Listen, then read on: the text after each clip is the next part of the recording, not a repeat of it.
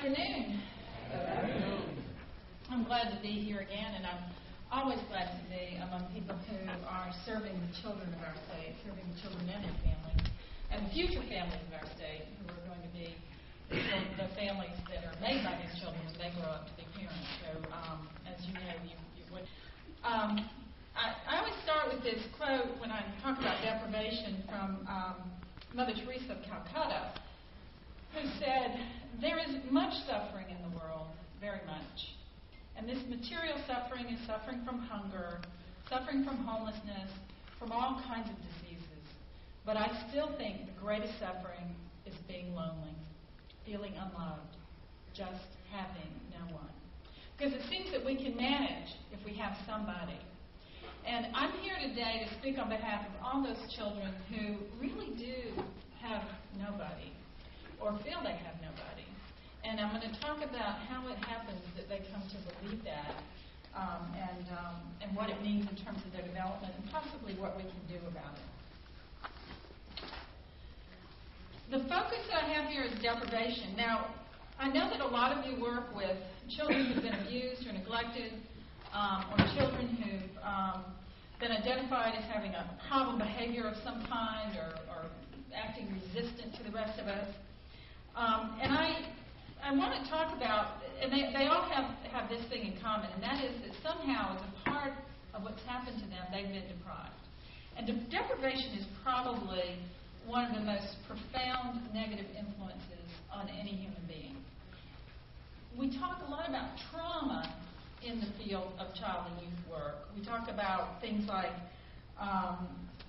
getting hit hard, or being raped, or witnessing something horrible happen to somebody, someone getting shot, or that these traumatic events happen to people.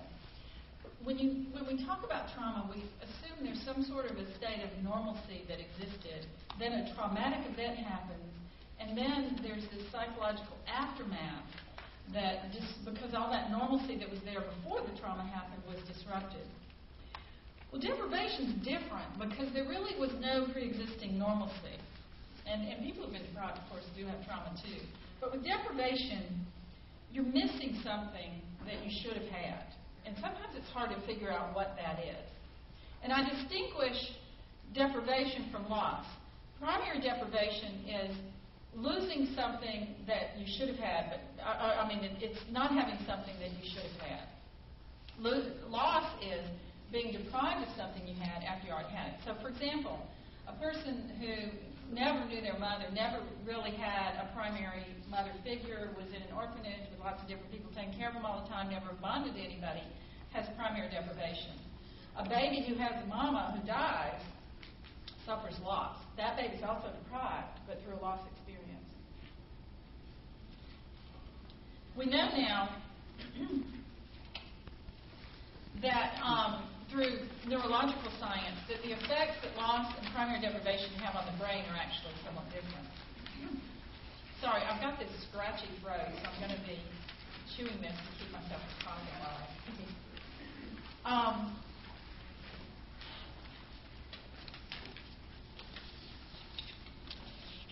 So how do we figure out, let me say first of all, deprivation occurs among children who are rich and poor, black, brown, white, any color of the rainbow. It occurs to girls and boys. It occurs to people from all walks of life.